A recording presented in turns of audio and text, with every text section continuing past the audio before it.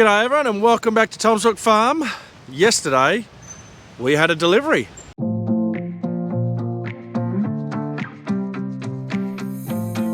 So it's currently the 2nd of October, Monday the 2nd of October for us. Yesterday, Sunday, we had our 100-ton fill bin delivered. So this is from Bedford Harbour. So we got a nice big fill bin. So yeah, there you go. Boys from Bedford Harbour, Ryan and the boys brought it out yesterday. So yeah, no, we're really looking forward to this. So it's a PDO driven one, so we've got an auger on there, and we're hoping. Well, it's going to increase our capacity by 100 tonne, but we're hoping that it's just going to make loading trucks a bit easier. We're going to have this one, and then in our big one, the 860 down there, we put our big 13-inch auger in. So hoping that come harvest we'll be able to speed things up for loading Brian, and he's only here for a short time. So yeah, the bug will be permanently on this fill bin. We've got the bluey that will be on the bagger. So yeah, the bug will run this, which will be good. Yeah, you can obviously, it's got hydraulics on the wheels there, and we can. The good thing is that we can leave it attached to the tractor when it's on the ground and loading. So yeah, that's quite exciting. But yeah, what's in store for Henry and I this week? Let's get right on into it. So like I mentioned in the previous video, we're actually a bit closer to harvest than what we thought. So yeah, the canola is ready to start spraying today. We can't spray today, might be able to spray tomorrow because of the wind. So that's what Henry will be doing tomorrow and Wednesday. We'll go and check Hatton's. I'm not sure if that canola is ready yet, but definitely the stuff down here in Atherton's is. And the barley in Atherton's is damn near ready to go as well. So we're going to regline that on hopefully Thursday, Friday. We've got Maddie coming out Thursday just to double check our barley, make sure it's all good to regline. And that means, well, after regline, weather dependent, it's 7 days and you can harvest it. So yeah, it's exciting, but it's come quick. So yeah, that's why we're going to start working on the chase bins again. But yeah, so why am I reglining the barley? Well, it's basically ready, well, nearly ready to go. And what I want to do, we get, as you guys know, a lot of wind, and the barley in a wind event will, you can lose nearly a ton and a half from the heads just snapping off and falling on the ground. So with the barley being ripe and ready to go, I'd rather get that now, well, when it comes time, I'd rather get that first and then go to the canola after, because barley for us this year is going to be the money crop. And canola, it's going to be about 2 weeks since we spray that we'll be harvesting. So the barley is going to be ready before the canola. So yeah, we're just going to definitely get into that paddock, try and get 400 hectares off, and then we'll make a plan if we go into another paddock of barley or if we hit the canola and then come back to the barley. But yeah, that'll be a harvest plan. So today's job, we are going to replace the chains in there. Back when the guys took it off, we saw how slack the chain was, so we ordered them, but we just filled the oil back up, close it all up just in case the chains didn't come. So we've got that to do, and then we've got to inspect our bushes on this. So come around here. So in here, we'll see if we can get it so you can see down here the bush is, you can see the pin, it's it's a bit of an angle. Same with on this side. The middle ones, so the centre ones there, they seem to be okay, but it's the outside ones that are copying all of the pressure, the grunt when we turn. This is why we did wheel bearings and things like that. So we're going to try and get this pin out, and we're going to see if there's a bush in there. Now Bedford Harbour, the guys that delivered the fill bin, they make these chaser bins. They didn't make this one though. This was a different company. They bought it out, later on. So this isn't one that they've made. So things weren't as people have commented, they know Wildcats back in the day, yeah, they were a bit of a slapdash put together. Some things were missed, some things were done very well. But yeah, we're not too sure if there's any bushings in these pins or not, but that's what we're going to find out today. Okay, so what we've got to do is we need to jack the frame up from the wheels to obviously loosen up the pin, make it so we can actually move it out. So to do that, we put a jack here and a jack there, and then we just jack it up. If we so I set it up on the back there, and Ryan was telling me if we do that, then you risk when you take the pin out, it can move. So it's just a lot safer and easier to do it down the bottom there. So that's what we're going to do. And then he's dropped off and lending me his tool. So this is a basically just a hydraulic press, air operated, and yeah, we can use this to wedge in there and then push it out. So that's how it sounds easy, but if it is seized and if there isn't actually a nylon bush in there and it's just rubbing on the pin, we could have a lot of issue. But that's what we're going to find out.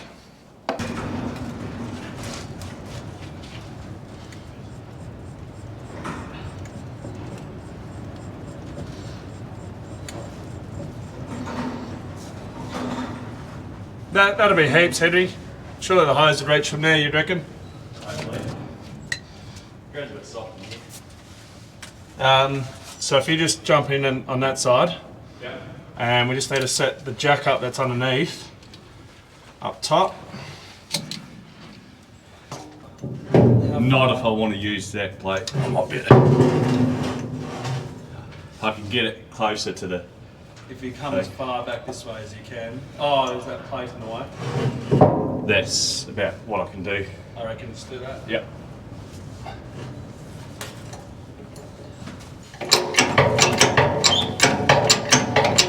Nice and even when you crank it up to its right height. Actually, that's right. Just run it like this, shall we? Yeah, no pivoting axle. Should be fine, mate. Right, so I guess we just give it a go like that, maybe. We'll see if we can start and move it. If not, we'll adjust our jacks. Yep.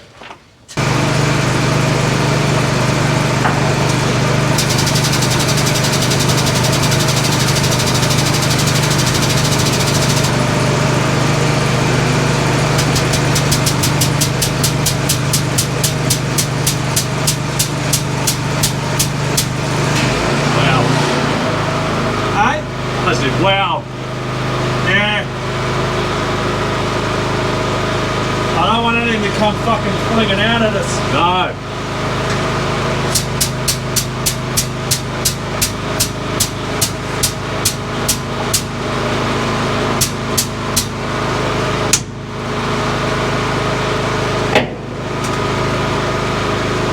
Did we move that at all? I'm not sure. It is come out a bit, but I'm not sure if that. I think you said that it came out when you bolted it, didn't it? Maybe if we go down on the jacks and we'll start again. Yeah.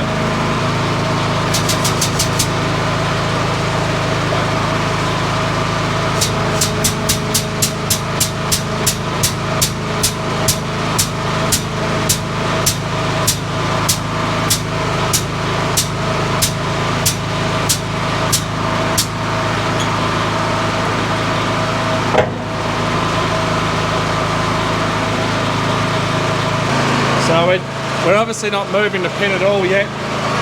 What we're going to just try and do is we'll just tap the pin left and right, just see if we can free it up. What is probably holding it in is the rust, and then obviously if it's just metal on metal, then we're going to have it in the exact perfect spot to get it out. So yeah, we'll see if we can move it. So we might be able to just adjust our jacks slightly each time to make sure we can get it at the right spot.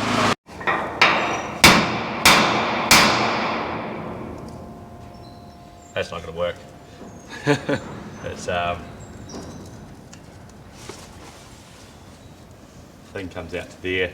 Oh, so does that's it? sitting in, I think, sitting in a recess. Yep. Okay. So that's not going to work. Nope. Back to trying to jack it up. Right, do you want to let it down?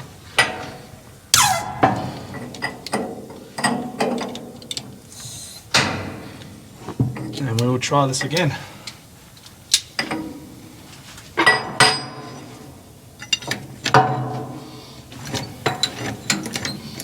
This is the worst jack handle ever.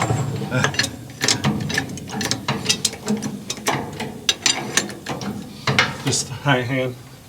I want to try and see it. Yeah.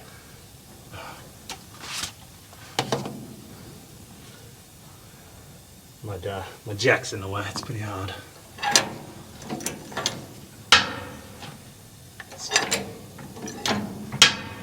We lifted it at now. Are we? Yeah, we just Oh. lifted it. Let's just- Lifted about 2 mils. Let's just give it a go now. Yep.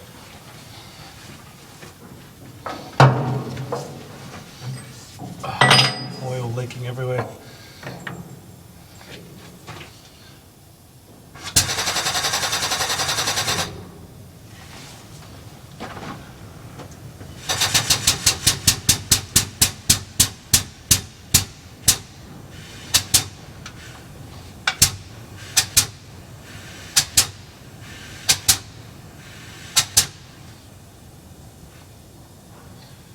Nothing. Alright. Let's just go another like jack or two while we've got pressure on the pin.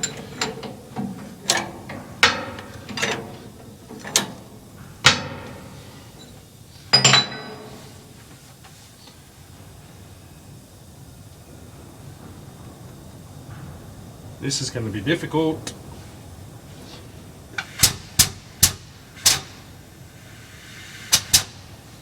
Obviously need the air compressor going to pump this mother. Oh, did you see that? Yeah. We're moving the whole... We're moving this. Yeah. So in that case, it must be this that it's grabbing on. Must be. Do you want to just give it a few how you doings, and it might, you know, break up rust or something, Yeah. or...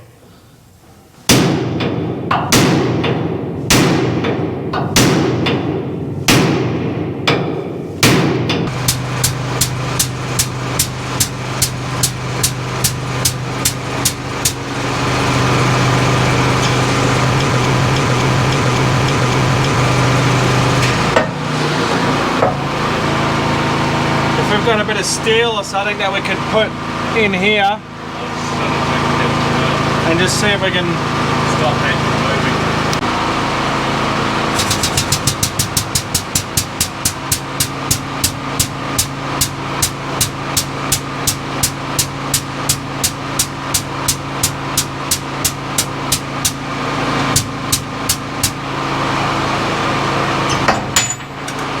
Wow! Right, we are taking a break from the pin over there because we are not getting any movement, and it's just, yeah, we're just moving that whole, the frame. So Ryan did say it could be interesting. They either pop out or they don't. Yeah, we might need to use heat or something like that, but also, yeah, we'll get back to it. So what we're going to do is we're going to attack the chain, something that we know we should be able to do, hopefully. Yep, the half link's just there. So what we're going to do is change this chain out because it's very loose, and we're assuming, I think I mentioned it last time we got this out, but it can run as smooth as butter or it can just vibrate, and this whole unit here is just shaking to the point where, if it's going to show up on camera, there's a big crack that comes all the way down here. So we've got that to fix as well. but there's no tensioner, no idler pulley, well, idler tensioner I should say. They're not eccentric or whatever you call it, not an oval fitting, so you can't just turn it around. So yeah, changing the chain, like I said earlier on, the Wildcats back in the day were pretty rough when I put together.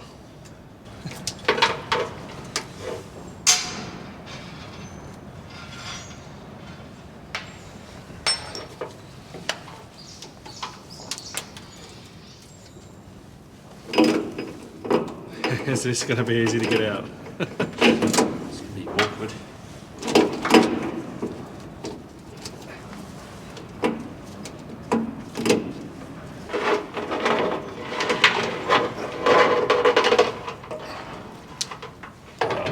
Yes. One problem about leaving all the oil in there. I'm getting oil. That's dirt. Doesn't matter.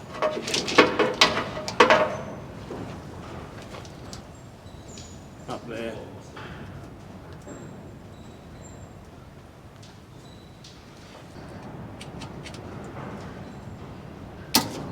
Oh man.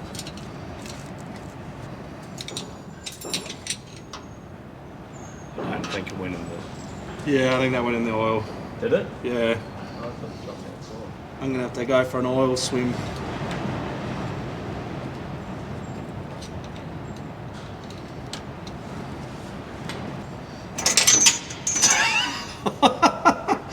Don't tell me you dropped it up something else in there as well. I dropped it in there as well.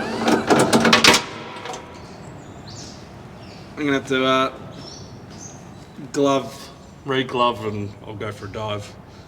Right, because I was a butterfingers and I dropped two things down in the oil, I now need to fish them out. Now, there wasn't really much point having a glove on because it was just going to fill the glove up, so here we go.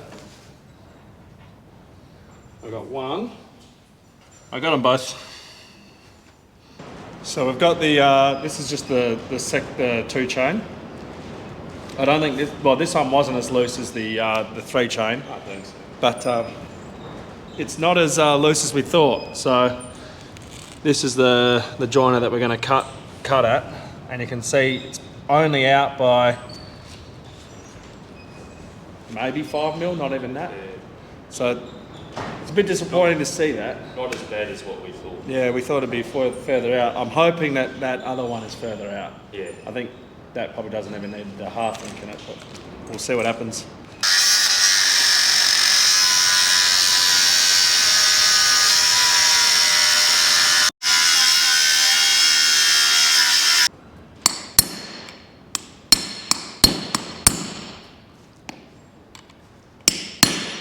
Yep.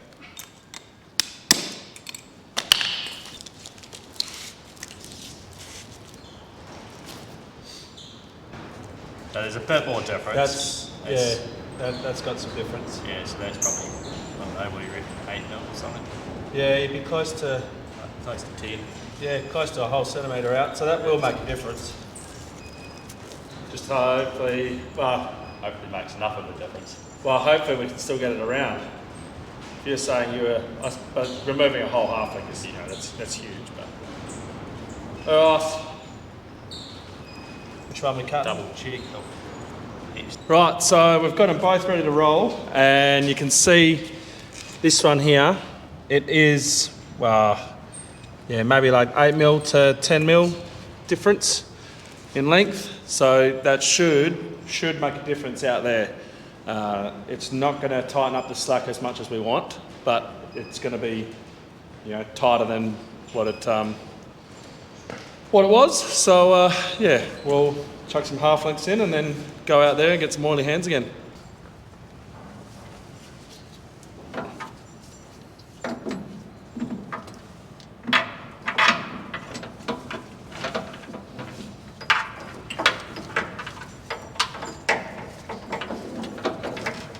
Yep. That good? Yep. You go back a little bit, keep going, and stop there.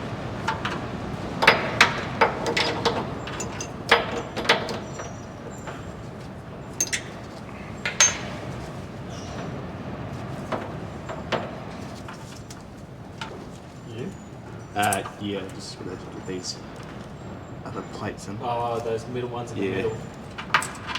Fun ones. Right, we go, turn it. Yeah, hold it. Should we rotate around this way, see if I can go? Yeah, I've got a bit more open area. Yeah. Might be able to do it. Yep, you can give it a go. You rotate it around. It should stay together. Not to go too far. Yeah, don't take it off now.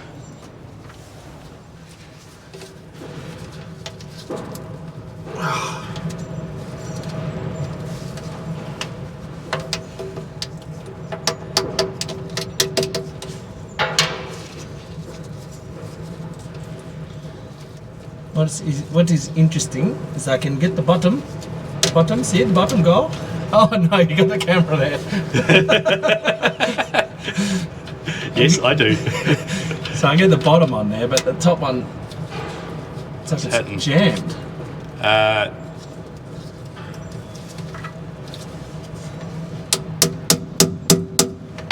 if I go back so it's on the cog, and then it'll be easier to maybe knock it past. Yeah, maybe. I don't know why, it's probably like that. It's because it's the half link, Yeah. so that's what's hidden. So that's why you can get the bottom on and not the top, because the top doesn't have, the bottom doesn't have that angled thing, Oh. which I didn't expect to be a problem when I was putting it on like I was. So we're probably going to have it in line. Cover torch. There we go. There you go. Done. Done. Duty. Now, this side seems tighter. Yeah, I definitely think that's, even though it was only the tiniest Tiniest, bit, yeah. it's definitely tighter than what it was. Righto, I'm just going to go and grab another rod.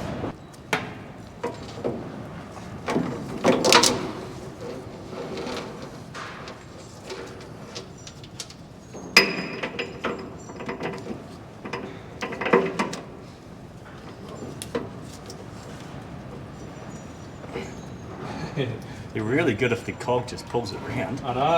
I don't think it's going to do that, mate. No, let's drop it. I'll turn it again.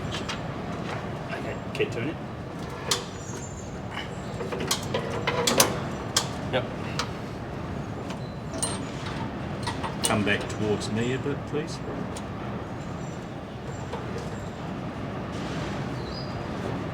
More? Hold there. Now, there's still some slop in that chain, but there's nowhere near as much as what there was. We've changed it, so hopefully that helps, that aids in our unloading. So yeah, now we'll get these covers back on and then that's all done. Henry's just on that side, I finished the other one. We're going to leave this pin for now. Ryan's coming back past tomorrow to pick his tool up anyway. I'll give him a call and just have a chat. And he's done many of these, so yeah, we might leave that for tomorrow. And if with his assistance, we might be able to just quickly pop it out and have a look. So yeah, that's this done for now. I've still got to weld out the front, but we'll get to that. The wind is absolutely horrible, so Henry's got no chance of spraying, but we'll go down to Hatton's, have a look at that canola, and just see how far that one is off from netting spraying. Okay, so it's a bit windy, so I apologise if the sound's not that good, but so this is canola down here. Basically we go spraying canola at 40% change across the paddock, so we're just going to grab some pods. We'll probably grab about 20 pods each, and then we work out our percentage off that. So yeah, start collecting some pods and then we'll get back to you. So again, I apologise about the wind. So I've got my 20 pods here, and essentially all we do is we just go through, we open every single pod and we look for colour change. So I've opened that one. That one's completely green. So we're not looking at that one. So that's nothing. Okay, so that one, as I'm pulling it out, the canola has fallen out. So that's one. What was yours? 35%. 35%. So I got one. That one's pretty much changed. 2, 3, 4, 5,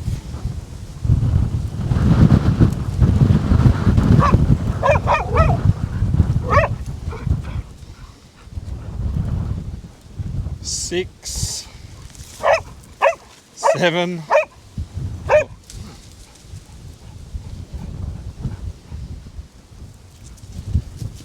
Oh, you call that 7.5? Yeah. So that one's half changed. So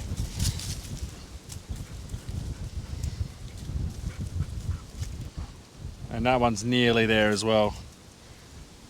And that one's nearly there as well. So I'd say that I had about 40%. Yeah. Yeah. Right.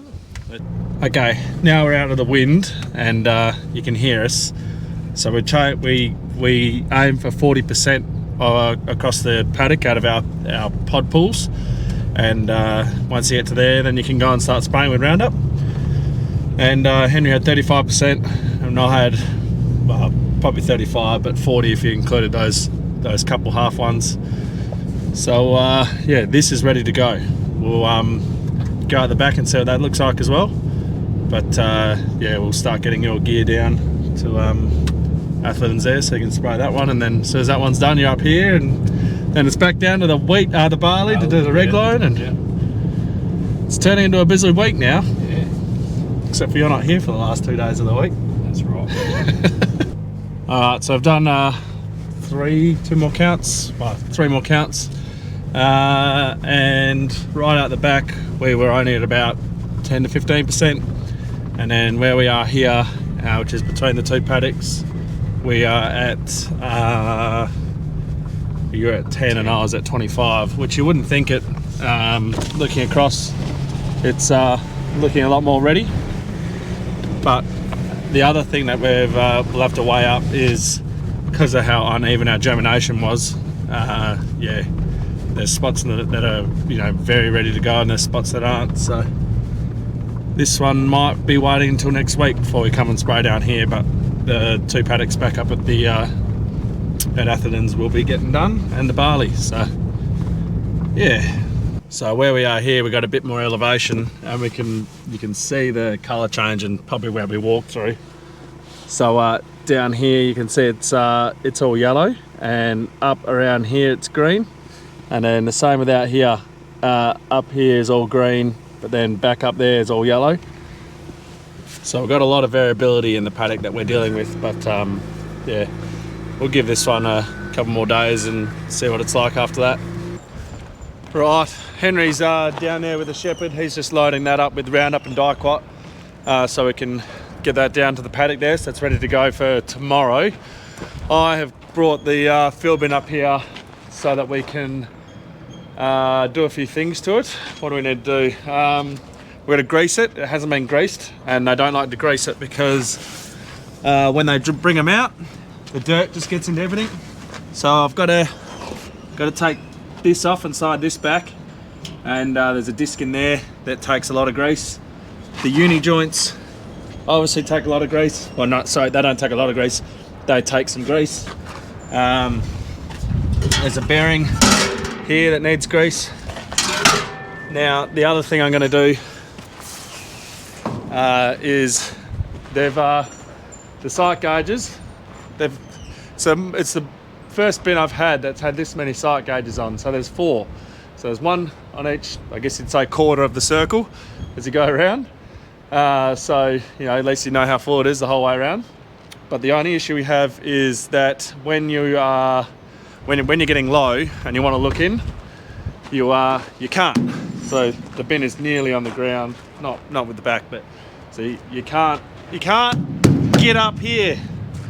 And there is one way you could get up and have a look, because I have got just a single one here, and there'll be a PTO shaft below that, and yeah, that's just dangerous. And yeah, if I could, I'll blank that one off so that no one ever thinks to look at that one. I know why it's there, so the driver can see that the grain's getting low, but to have one there, yeah, is people can slip up, and just even when the tractor's on, we don't get anywhere near a PTO.